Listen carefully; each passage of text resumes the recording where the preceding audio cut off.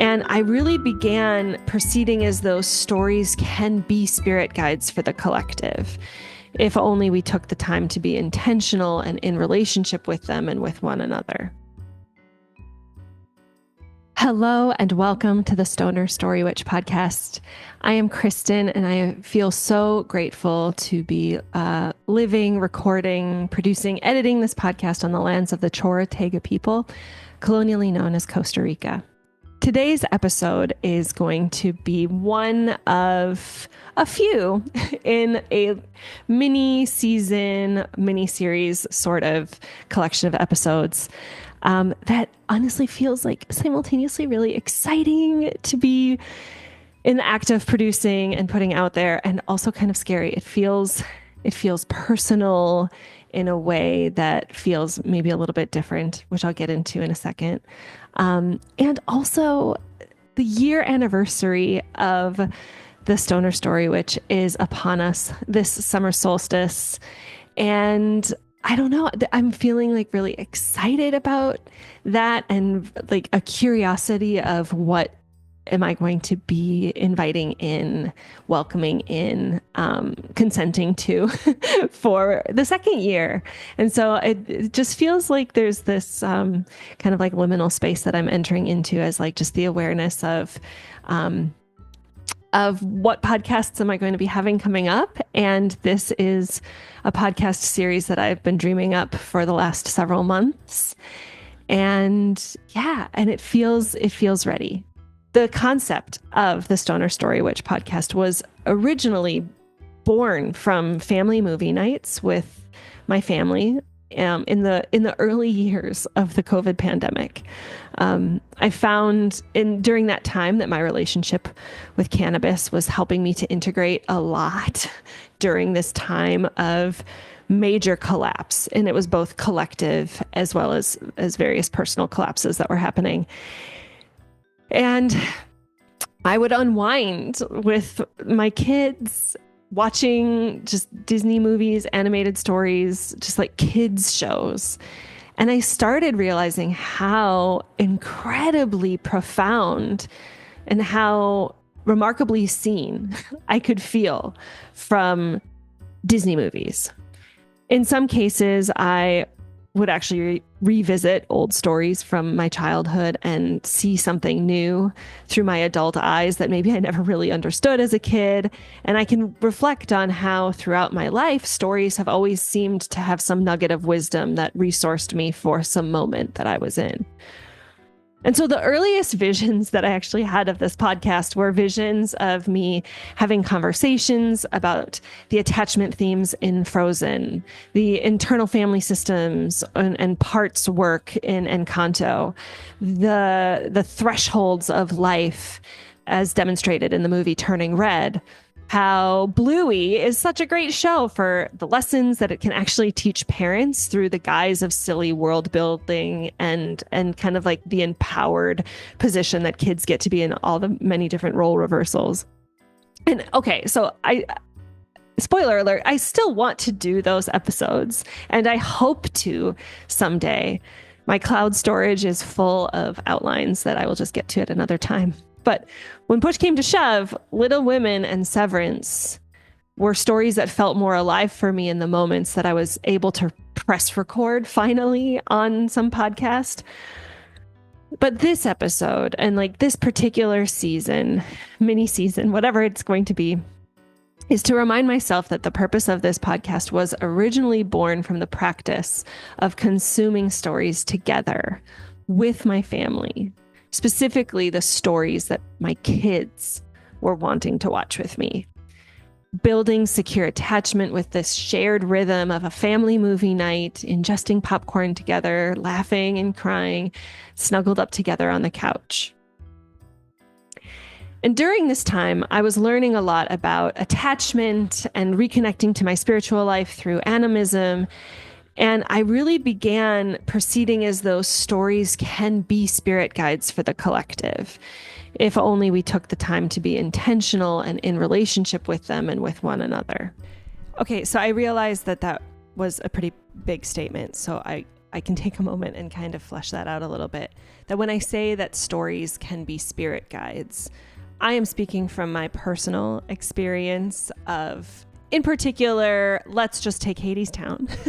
That Hadestown for me is an actual spiritual entity unto itself. That there are times in my daily life, I would say, that I have a thought or a feeling and I relate it to Hadestown. It can be like a melody or a lyric or something.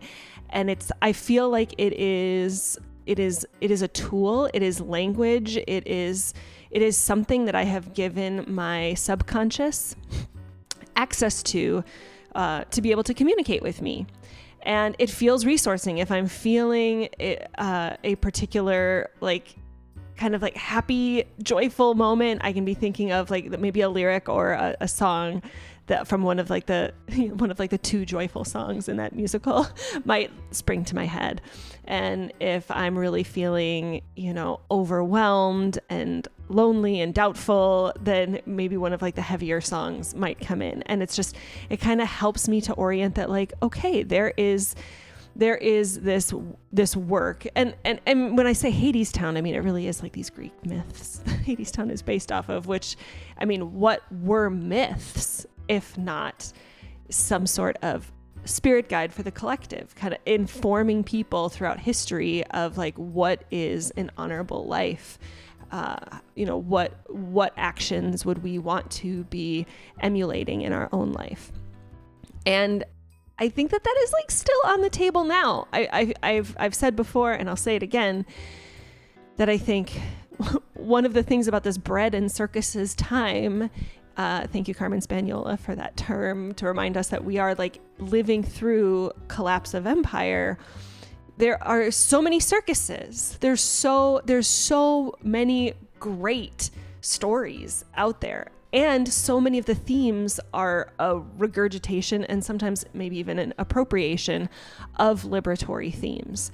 But when I say let's take the time to be intentional with the stories and with each other, let's locate who we are in the story, what is going on in the world right now that we are engaging in this story, and how is this story resourcing us, challenging us, companioning us to live out what liberation would look like.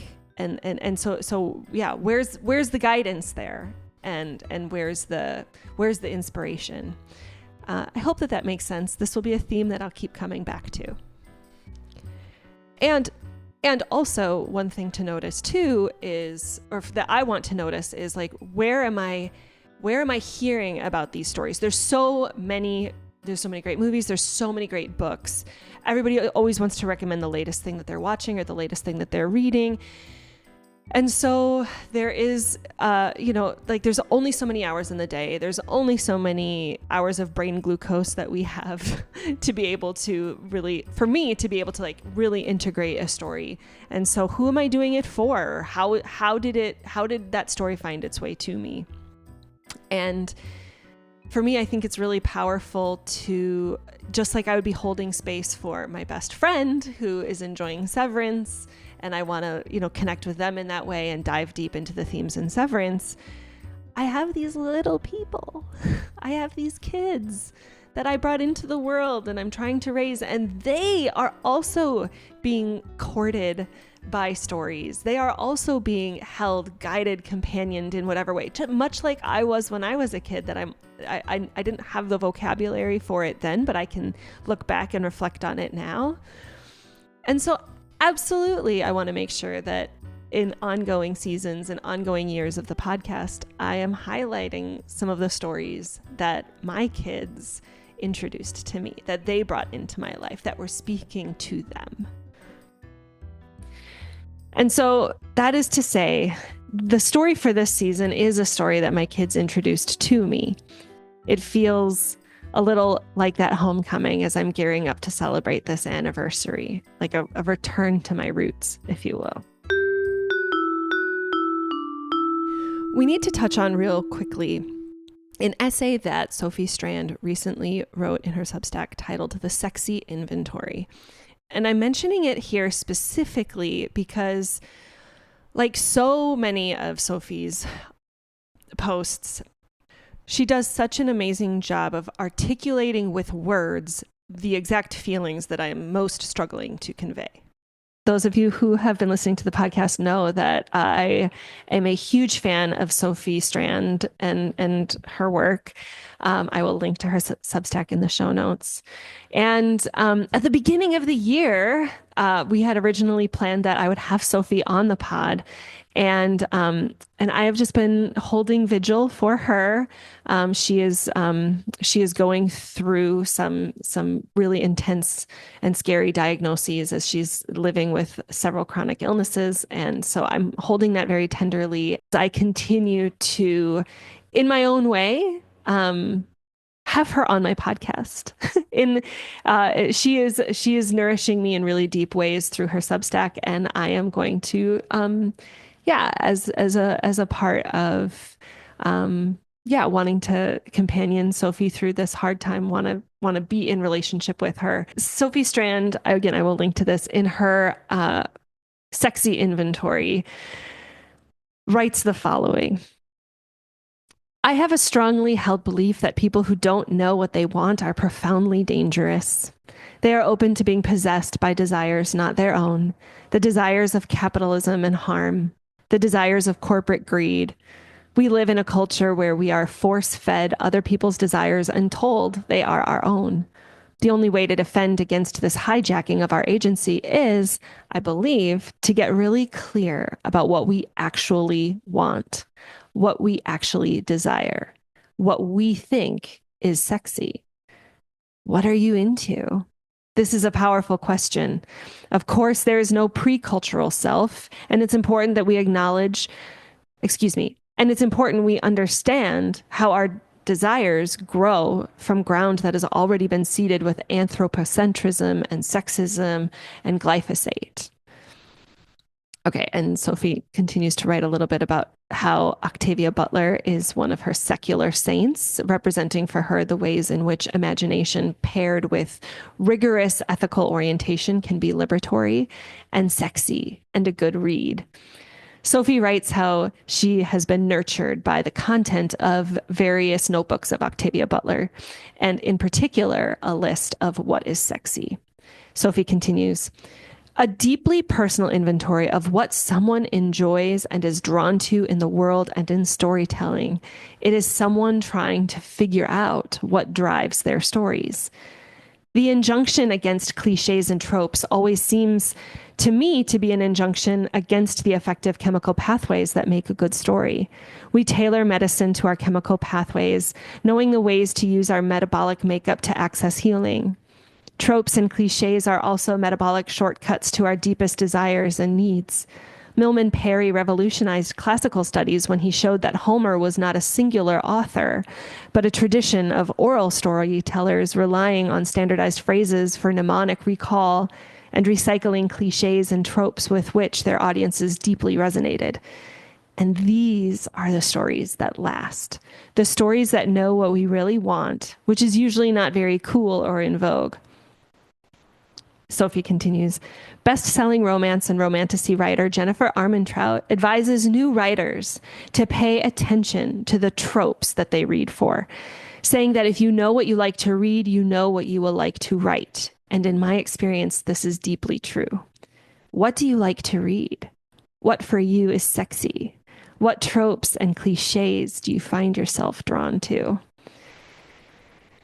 And that is the end of Sophie's. I took chunks of it. There is more. I will link to the whole thing. You will not regret it when you subscribe to her Substack or buy any of her books. Pretty much every single one of Sophie's essays, I have been greatly nourished by the words that can add enough coherence to what I'm trying to do with my podcast, which is to connect the dots between how we can embody the stories we love. She writes that if you know what you like to read, you know what you like to write. But I will add that it also informs me how I want to live. And so, because I am on Substack, I responded to this particular essay. And this is what I wrote for what I think is sexy in the comment section. Secret journals or riddled scavenger hunts left behind by some wise elder for some too young to understand yet protege in the event of their early death, which of course happens because that elder was an enemy of the state. And now that protege is feeling a continuing companioning and guidance from that elder as they creep ever closer to uncovering the big lie. Trademark. It's so fucking sexy. Can't get enough of that trope these days. And the feeling seems mutual because I swear it is in most of the stories I'm encountering lately.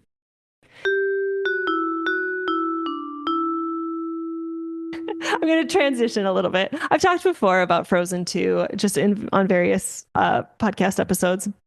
Frozen 2 is actually a great example of this trope that I just want to like dive into just a little more deeply. That lullaby that the mom sings at the very beginning becomes this roadmap for the unfolding quest of the entire movie.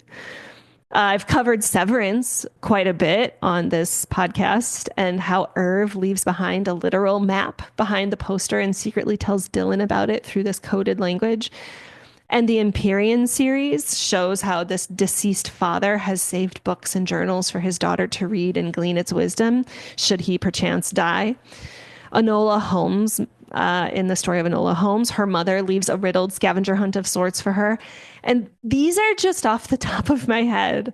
But the stories that are finding me now, many of them have this idea of some wise elder has foresight to pass on a baton of knowledge, seeking connection from beyond in the event that life doesn't go as we might have hoped it would.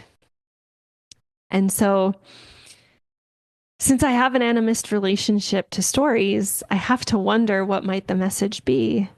For me, it feels like the tropes that I find the most compelling and the stories that nourish me the most are the ones that deep down I wish to emulate. So, what is the baton of knowledge I wish to pass on? Who am I yearning to connect with? And so I know that this podcast is for my kids. Not just this episode, although this episode specifically is the one that I'm explicitly coming out and saying that this is for my kids.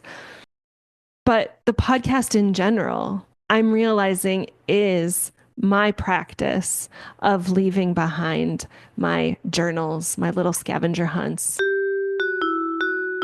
Another element of the revelatory integration that I was having through my family movie nights was a desire to share that part of me with my kids, all this newness that I was uncovering, or perhaps this old wise part of me that is being excavated under all that I have to unlearn.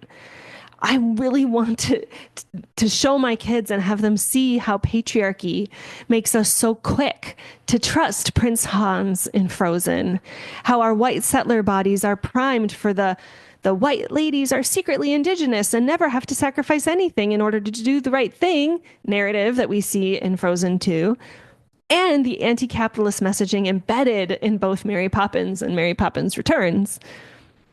However, my kids are too young to understand that now.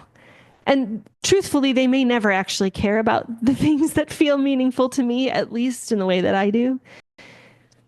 And yet, my dad died before I was old enough to feel like I can, as an adult, say that I really knew who he was. Because as an adult, there simply aren't enough conversations with my mother, his friends, or my aunt, his sister, that will change the fact that I still don't feel like I know who he was.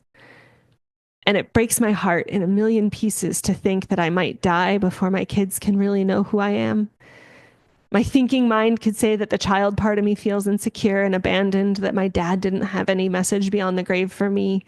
The same thinking mind could say that the mother part of me wants to be seen for the parts of me that I am most proud of, and that my kids will remember how I loved them with intention, and that if, heaven forbid, I die before they can ask me the hard questions, I will have left a trail of breadcrumbs in the form of podcast episodes. That whatever wisdom I'm gleaning in this life is in their service is in honor of the world that I'm reaching towards, the one that they might want to pick up the baton for should they feel called in the same way that I feel called in this life.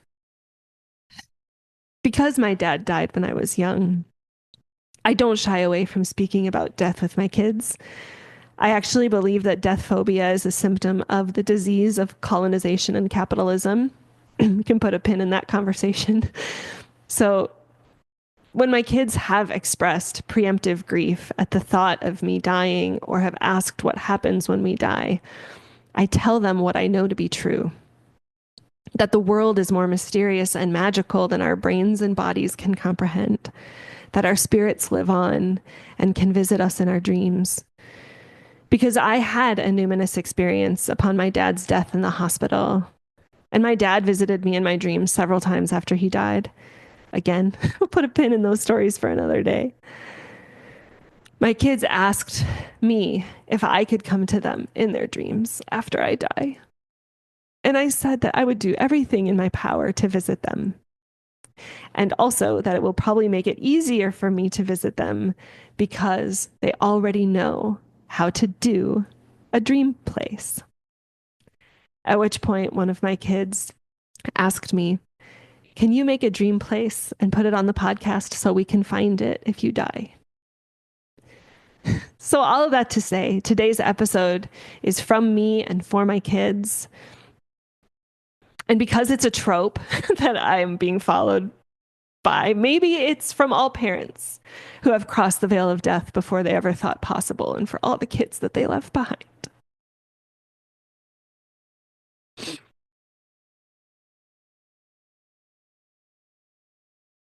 I know from experience how easy it is to be left behind by a parent who is not prepared to die unexpectedly.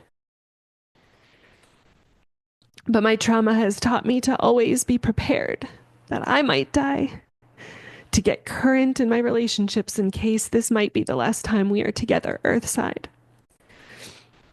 So, how has that impacted my parenting? While the truth is that to some extent, all of my episodes are for my kids, as this result of losing my dad when I was on the threshold of puberty, is that I'm almost convinced that I won't survive to watch my kids grow up. So I'm trying to offer enough of who I am in these podcasts that they can know me and hopefully feel me if I don't survive to their adulthood. And so a few weeks ago, I did mention this to one of my kids, the idea that even though I do all that I can to be safe and healthy, I'm doing my podcast so that I can be with you to guide and companion you in your life, whoever you become, even if my spirit is no longer in my body. And then my kid smiled at me and said, "Well, then can you record a dream place?" So I suppose at this point, I need to explain what we are talking about by dream place. So, Dream Place is a guided meditation that I started doing for my kids over a year ago. But almost exactly a year ago, it was almost a requirement every night at bedtime, as one of my kids was dealing with some pretty bad nighttime anxiety. I actually hadn't done one for them in quite some time. But as I said, I've told them the truth that, like, from how I have experienced my life, what happens when you die, we can visit our loved ones through dreams because my dad visited me in my dreams. I told my kids that when I die, I will try to visit them in their dream place, and that is one of the reasons that we can practice, one of the reasons why we practice. I don't know. I've tried to Google it and I feel like I can't find like one coherent answer. I've heard in different contexts a quote that goes something like, witchcraft or magic is the ability to shift one's consciousness at will. All right. So dreams and stories are in this world of imagination. And if we can imagine better worlds, and if we can spend time envisioning and embodying liberation, then we could actually put our dreams into practice. In the words of Orpheus from Hadestown, may the world we dream about be the one we live in now. And so Today's episode is going to be about dreams because it's both like a very, in a podcast that has witch in the title, it feels relevant and meaningful because dreams are such a powerful tool that we see in stories and also maybe in our real lives, right? Because if stories can reflect reality, I want to actually share a personal practice that I have shared with my kids in my home for over a year now. The gist of these next couple of episodes is going to be I will be talking about a story. The story is Dream Productions, which is a little kind of mockumentary animated series. It's a series of episodes that takes place between the movies Inside Out and Inside Out 2. So this episode is episode 1, and it is just basically sharing my personal connection, my why I am doing this. And then my next episode will discuss the connection to the story itself of Dream Productions. And then I will have an episode where I introduce the practice of a guided meditation or a trance journey that I have called in my home, going to our dream place. And then I will actually record a dream place guided meditation, trance journey for anybody who might be interested in attempting to practice. Totally understanding that I am not a clinical hypnotherapist, but if you want to learn more, I advise you to check out Carmen Spaniola at the Numinous Network, who has several offerings of different hypnosis, meditations, trance journeys for various intentions. So this is just me sharing my own little breadcrumbs for my own little kids that one day may want to have this, or anybody who may find some sort of comfort in it. Okay, so I guess to provide a little bit more context about the dream place itself, and I don't remember the exact order of events, but I remember it was over a year ago now. One of my kids was experiencing increasing nighttime anxiety, making bedtimes quite stressful. And one of the fears that they cited was that they were worried about nightmares. So I suggested that they could create their own dream place with their own setting, characters, and a competent protector who would be a constant guide and companion, and that I would be willing to help them construct this dream place. And I wanted to say that competent protector as a phrase is one that I have definitely taken from the work of Carmen Spaniola and all of her various guided meditations that she has done. Beginning then, whenever that was, the Dream Place meditation was born. And I had lots of tools and experience with nervous system regulation, attachment, and trance work through my work with Carmen on the Numinous Network. And so every night that I would do this meditation, I would just make up something kind of new. And it would basically follow the same progression. It pretty much always entailed a full body relaxation, prompts to relax and unwind the mind. And then they would imagine themselves in a beautiful place in nature with very vague descriptions and gentle inquiries so that they could build it themselves, where they would meet up with that competent protector, that person or animal that loves them no matter what and will guide them and protect them the entire time. So then I prompt them, if they wish and are still awake, to travel to the dream place with their competent protector. When I share, I haven't finished writing the dream place that I will be sharing here on the podcast, but I will probably add for us a prompt to be setting some sort of intention as well, whether it's like an intention just to relax or an intention to create the space for a parlay with a beloved who has passed on or whatever. So, but back to the story. I mean, this was a pretty constant practice that I did for my kids for several weeks, such that my partner and I would even joke that I should record it should there come a time where I wouldn't be home for bedtime, that he or babysitter could play it for them. So that is what we're doing here, folks. the intention with these next few podcasts is to gain skillfulness in a spiritual practice referred to as trance or guided meditation. I've heard before that spiritual encounters are always an accident, yet we can practice to become accident prone. And so it's my hope that if this practice is one that speaks to you, you can become accident prone for whatever intention you may have in the service of collective liberation, right? To live a life more liberated, to get better sleep, to commune with spirit guides, to connect with a loved one who has passed, things like that.